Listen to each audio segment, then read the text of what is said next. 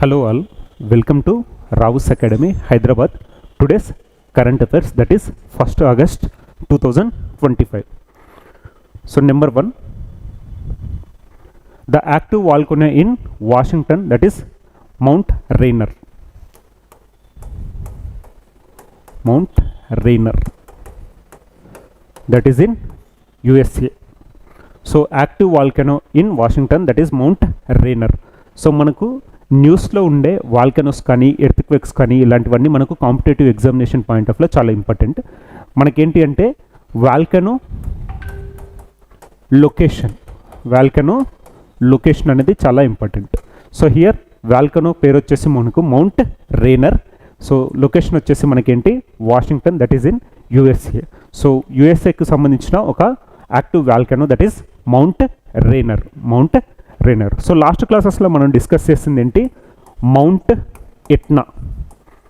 Mount Etna వచ్చేసి Italy.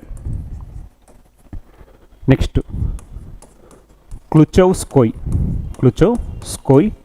Volcano belongs to Russia. Mount లెవటోబీ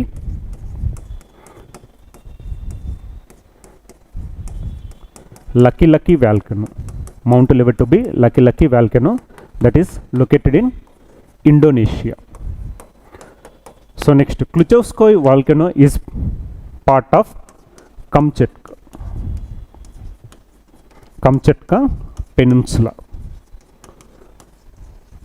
so last క్లాస్లో మనం discuss చేసాం కదా, కంచట్కా పెనిన్సులా దగ్గర ఎర్త్క్వేక్ మ్యాగ్నిట్యూడ్ వచ్చేసి 8.5, దానివల్ల సునామీ అలర్ట్స్ జారీ చేయడం జరిగింది.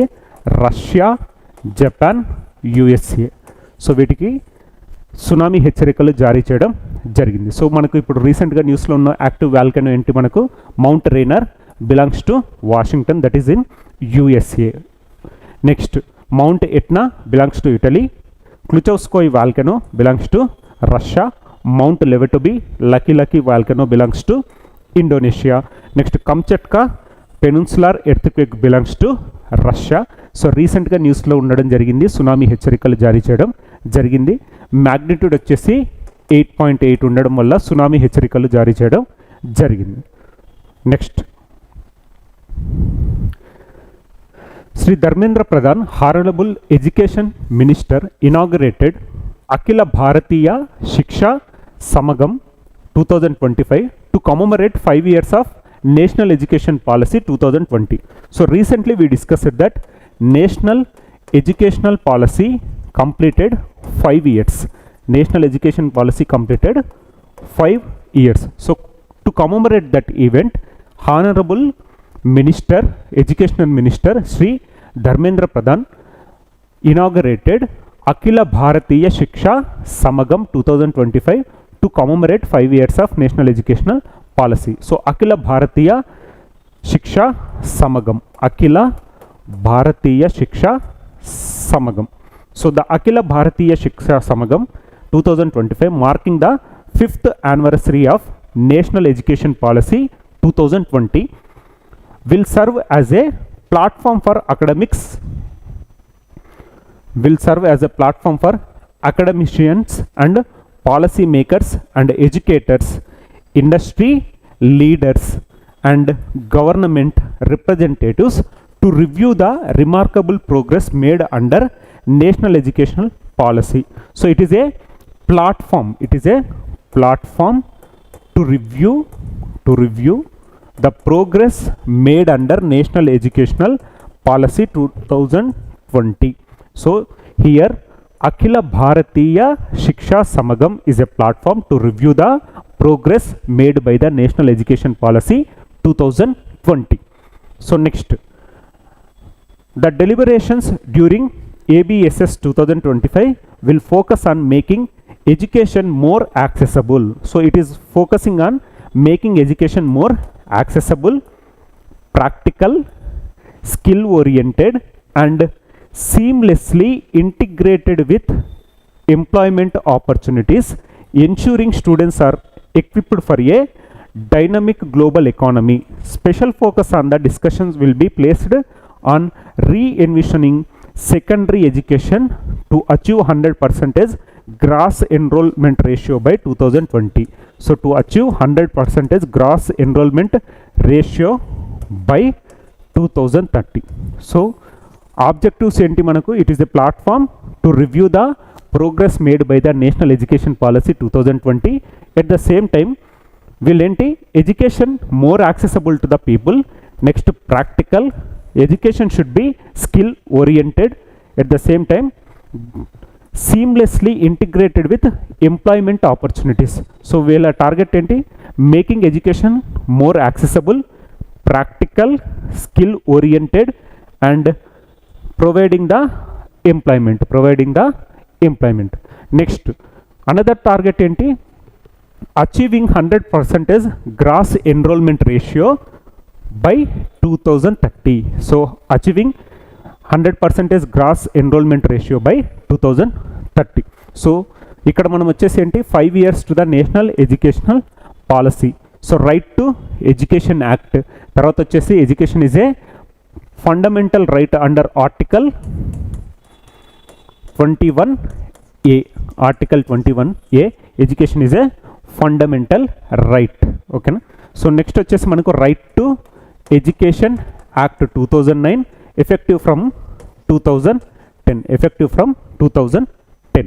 సో మనకేంటంటే ఎడ్యుకేషన్ రిలేటెడ్గా ఇవన్నీ డిస్కస్ చేస్తాం. So next what are glacial lake outburst floods.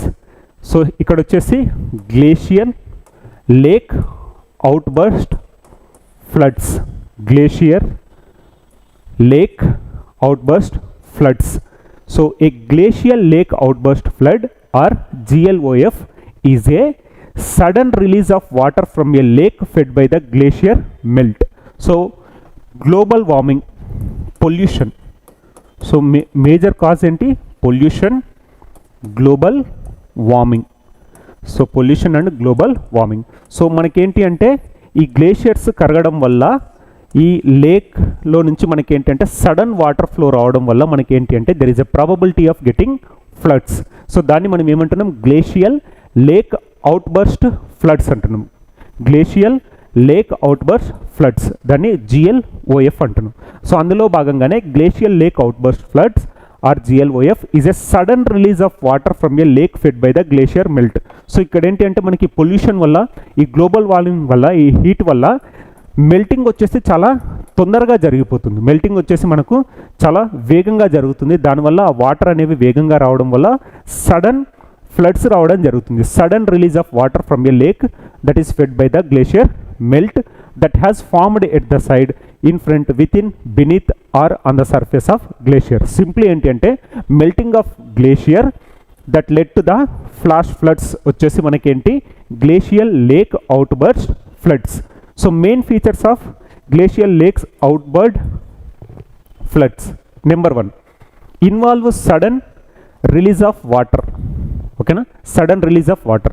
Next, tend to be rapid events lasting hours to days. So ఇవేంటి అంటే ఒక్కొక్కసారి కొన్ని గంటల తరబడి ఉండొచ్చు, లేకపోతే కొన్ని రోజులను బట్టి కూడా ఉండొచ్చు ఆ ప్రవాహ వేగం. Next, result in large downstream river discharges which often increase by an order of magnitude. So sudden discharge, at the same time rapid events ఉంటున్నాయి, లార్జ్ డౌన్ స్ట్రీమ్ ఉంటున్నాయి. ఇవి వచ్చేసి మనకి ఏంటంటే మెయిన్ ఫీచర్స్. మరి ఈరోజు న్యూస్లో ఎందుకుందంటే ఇండియన్ గవర్నమెంట్ తీసుకుంటున్న ఇనిషియేటివ్ ఏంటి. సో రీసెంట్గా లాస్ట్ క్లాస్లో మనం డిస్కస్ చేస్తాం టర్కీలో ఉన్న గ్లేషియర్ మౌంట్ సిలో, టర్కీకి సంబంధించిన మౌంట్ సిలో అనేది ఏంటి అంటే లాస్ట్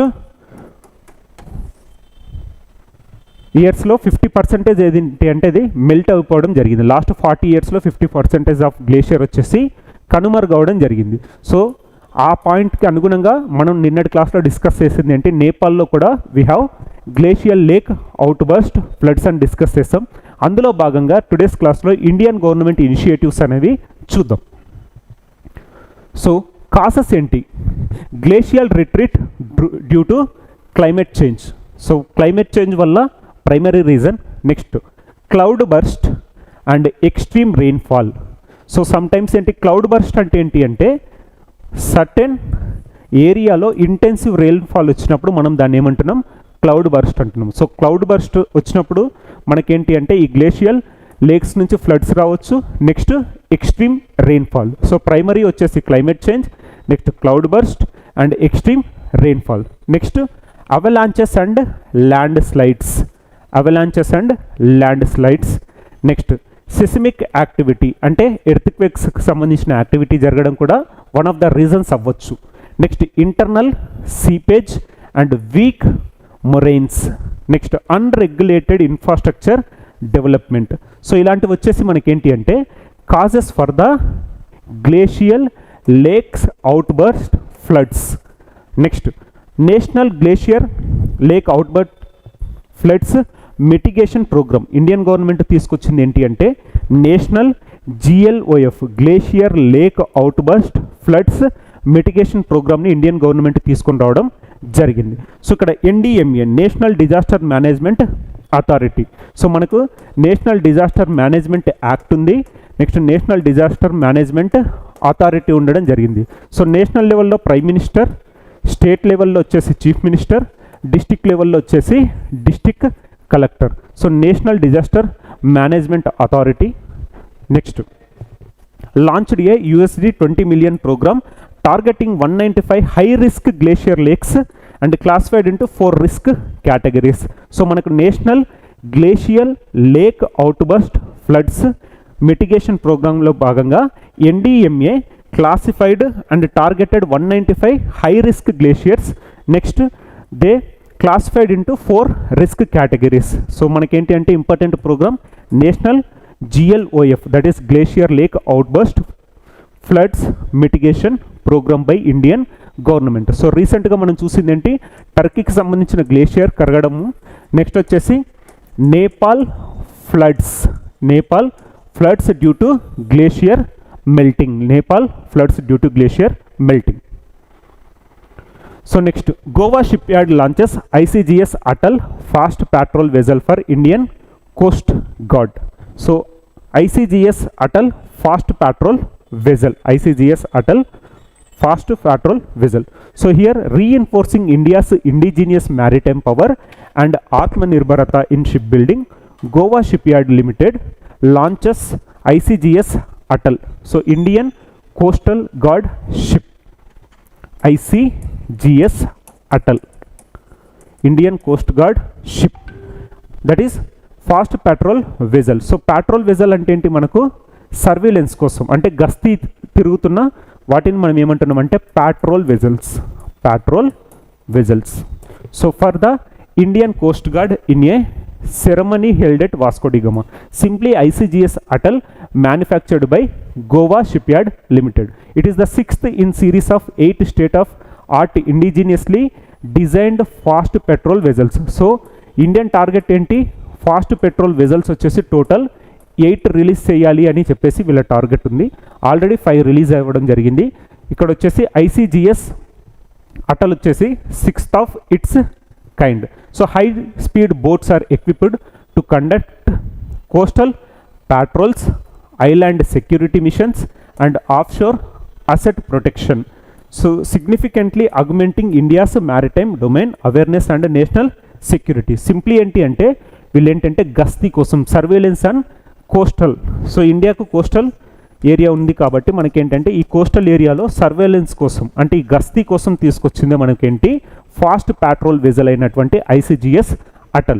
సో అందులో భాగంగా వీళ్ళ ప్రైమరీ ఎయిమ్ ఏంటి అంటే ప్రొటెక్టింగ్ కోస్టల్ ఏరియా, నెక్స్ట్ వచ్చేసి island security and national security. Next they also discharge the performance of anti smuggling, anti piracy and search and rescue operations ఇవి కూడా జరుపుతున్నాయి. Next the names of the 8 indigenously designed fast patrol vessels built by Goa shipyard limited వచ్చేసి Akshar, Amulya, Akshay, Achal and Atal.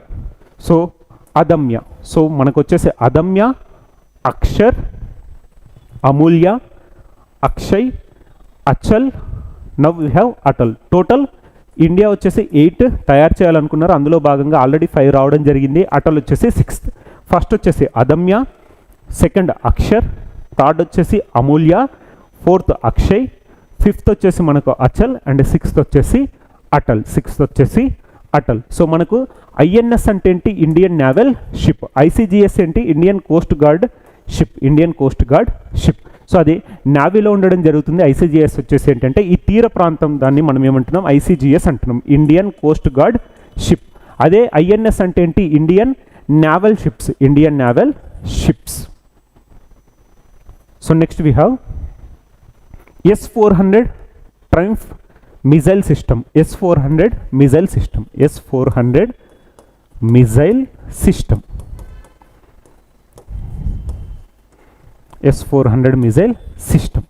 So here the S-400 missile system is known as సుదర్శన చక్ర. So India ఏం చేసింది, S-400 missile system మనం ఏంటంటే importing from Russia, so purchasing from Russia.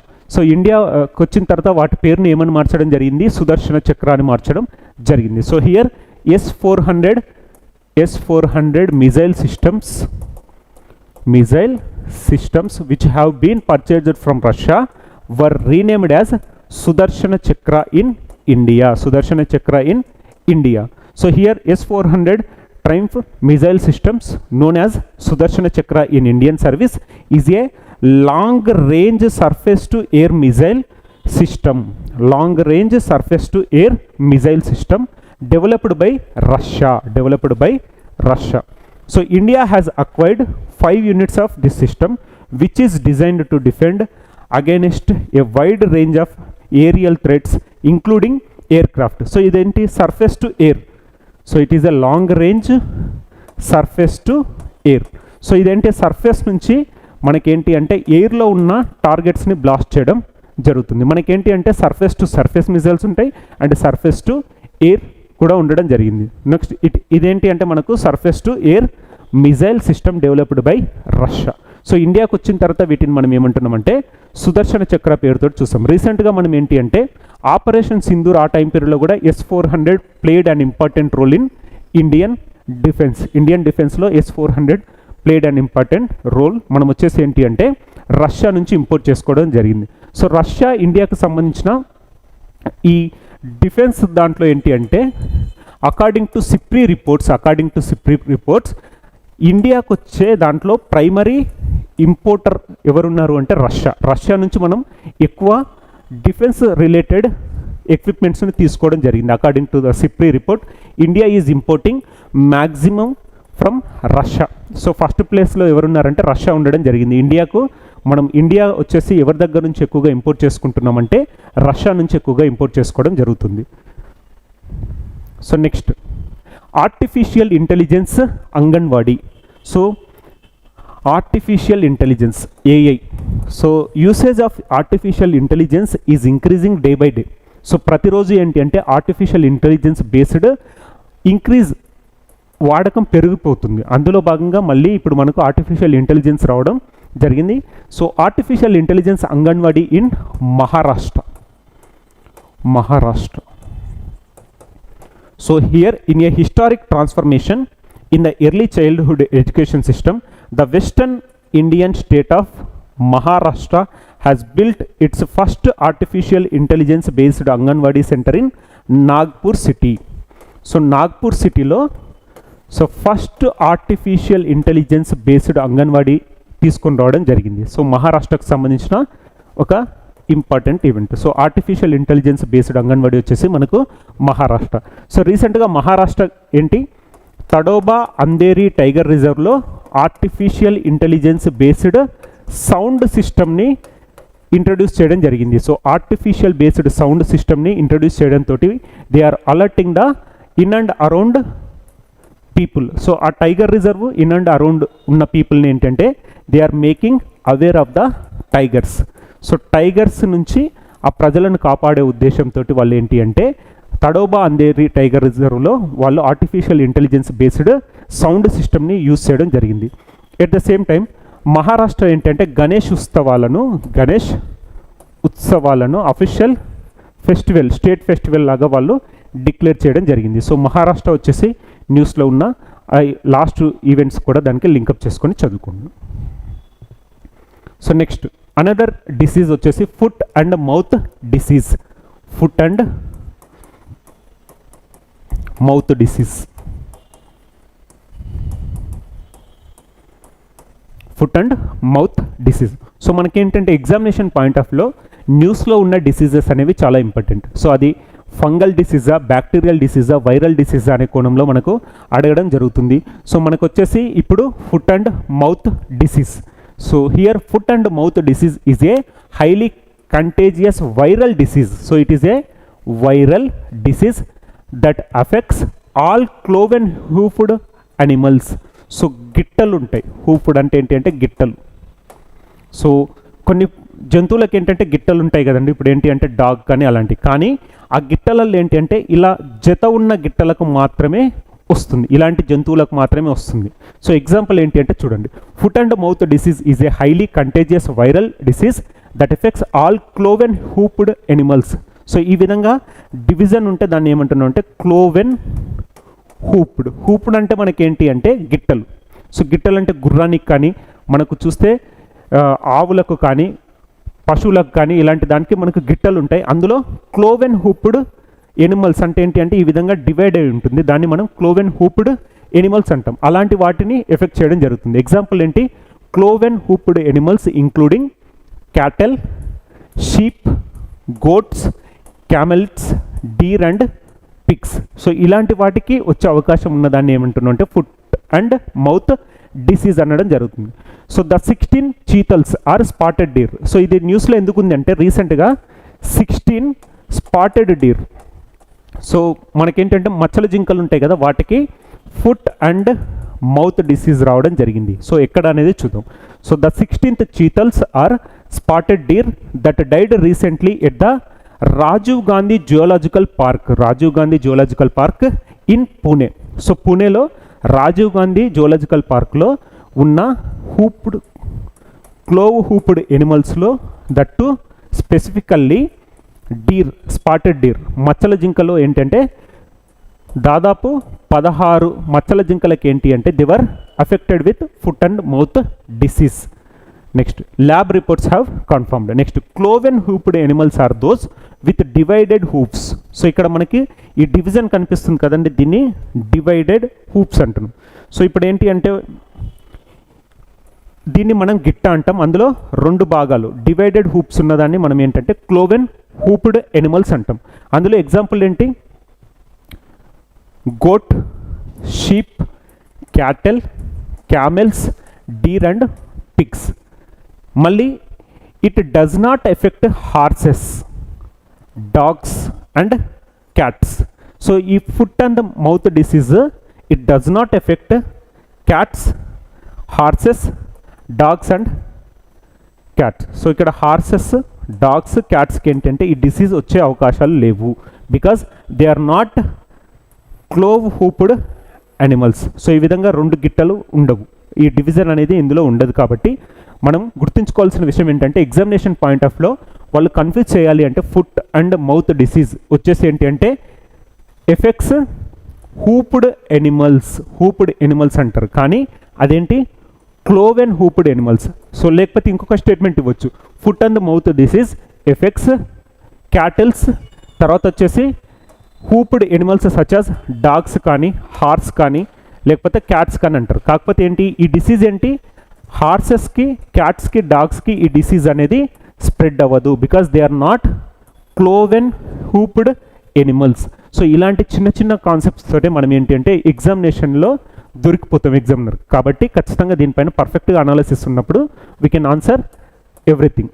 So అందులో భాగంగా రీసెంట్గా మనకు న్యూస్లో ఉన్న డిసీజెస్ గురించి మనం డిస్కస్ చేస్తే లంపీ పాక్స్ వైరస్ గురించి కూడా డిస్కస్ చేసాం. క్యాటిల్కి రావడం జరుగుతుంది. లంపీ పాక్స్ వైరస్ వచ్చేసి క్యాటిల్కి రావడం జరుగుతుంది. సో హ్యూమన్కి వచ్చే డిసీజెస్లో we discussed about cholera is a bacterial disease, తర్వాత వచ్చేసి చికెన్ గున్యా, డెంగ్యూ వచ్చేసి వైరల్ డిసీజ్, డిప్టీరియా వచ్చేసి మనకి ఏంటి అంటే ఒక బ్యాక్టీరియల్ డిసీజ్, టీబీ వచ్చేసి కూడా bacterial disease. So next Kaziranga tiger reserve in Assam has emerged as the tiger reserve with the 3rd highest tiger density. So here new concept, that is tiger density. So what is the meaning of tiger density? Number of tigers per 100 square kilometers. Number of tigers per 100 square kilometers. దీన్ని మనం ఏమంటున్నాం? Tiger density. So number of tigers present per the 100 square కిలోమీటర్స్ని మనం ఏమంటున్నాం? Tiger density అంటున్నాం. So tiger డెన్సిటీలో Kaziranga tiger reserve వచ్చేసి 3వ స్థానంలో ఉండడం జరిగింది. 3వ స్థానంలో ఉన్నదేంటి? Kaziranga tiger reserve of Assam. So అస్సాంకి సంబంధించిన Kaziranga tiger reserve. So next first ఏంటి అంటే Kaziranga tiger reserve in Assam has emerged as the tiger reserve with the third highest tiger density. Third highest tiger density.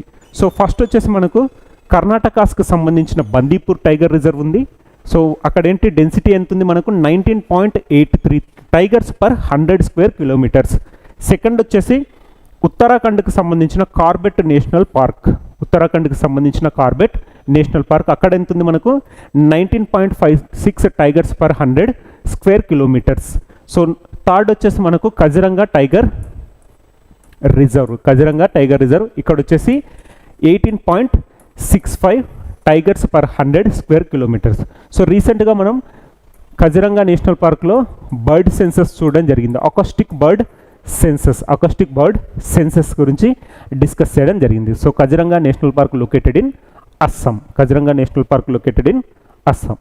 So next Mastercard collaborates with Andhra Pradesh government to Boost tourism. So master card. So మనకున్న debit cards ఉంటాయి కదండి, దానిపైన మనం master card అని చూస్తాం. So అలాంటి master card తోటి Andhra Pradesh government collaborate అవ్వడం జరిగింది. So MoU between Andhra Pradesh government and master card. MoU between Andhra Pradesh government and Mastercard. So in a significant move to enhance Andhra Pradesh global tourism appeal, the Andhra Pradesh Tourism Development Corporation has partnered with MasterCard, a leading global payments company. MOU aims to promote the state's rich culture, heritage, natural landscape and modern hospitality sector among international travels. So simple enti ante MOU between Andhra Pradesh government and MasterCard in order to promote Andhra Pradesh tourism ni promote చేయడం కోసం వీళ్ళు తీసుకొచ్చుకున్న ఒక MoU ఏంటి అంటే Andhra Pradesh government MoU with master card. So ఈరోజు ఒకసారి recall చేస్తే ఏంటి అంటే number 1, so active volcano in USA that is Mount Rainier వచ్చేసి USA active volcano. So next second Akhila Bharatiya Shiksha సమగం. Next we have glacial lake outburst floods. So రీసెంట్గా మనం నేపాల్లో చూసాం. నెక్స్ట్ ఇండియా అప్రోచ్ ఏంటి అనేది we discussed today. So glacial lake outburst floods. Next we have Goa ship yard launches ICGS Atal fast patrol vessel. ICGS Atal, that is fast patrol vessel. So next we have S-400 as Sudarshana Chakra. So S-400 వచ్చేసి మనం ఏంటంటే we are importing from Russia. ఇండియాకి వచ్చిన తర్వాత వీటిని ఏంటంటే మనం సుదర్శన చక్ర అనే పేరుతోటి పిలవడం జరుగుతుంది. So next we have artificial intelligence based anganwadi వచ్చేసి మనకి ఇక్కడ Nagpur, that is in Maharashtra. So next foot and mouth disease వచ్చేసి ఏంటి అంటే it affects cloven hoofed animals. So ఇందులో ఎక్స్క్లూడ్ అయ్యేవి ఏంటి? హార్స్ కానీ, డాగ్ కానీ, క్యాట్ కానీ ఇవి ఎక్స్క్లూడ్ అవ్వడం జరుగుతుంది. It is a viral disease to the cloven hoofed animals. So ఈ విధంగా డివిజన్ ఉంటుంది. సో ఇక్కడ ఏంటంటే వీటికి సంబంధించిన ఫుట్ ఎఫెక్ట్ అవ్వడం జరుగుతుంది, ఎట్ ద సేమ్ టైం మౌత్లు కూడా ఎఫెక్ట్ అవ్వడం జరుగుతుంది. దాన్ని ఫుట్ అండ్ మౌత్ డిసీజ్ అనడం చూసాం. So next Kaziranga tiger reserve వచ్చేసి ఏంటి అంటే హైయెస్ట్ టైగర్ డెన్సిటీలో భాగంగా 3వ స్థానంలో నిలిచిన టైగర్ రిజర్వ్ ఏంటంటే Kaziranga tiger reserve. So first వచ్చేసి మనకి ఏంటి అంటే బందీపూర్ టైగర్ రిజర్వ్, సెకండ్ వచ్చేసి Corbett national park. Next, Mastercard collaborates with Andhra Pradesh government in order to promote Andhra Pradesh tourism. So MOU between Andhra Pradesh government and Mastercard. So ఈరోజు న్యూస్లో ఉన్న టాపిక్స్ ఇవ్వండి. సో రేపటి క్లాస్లో we will meet again. Thank you.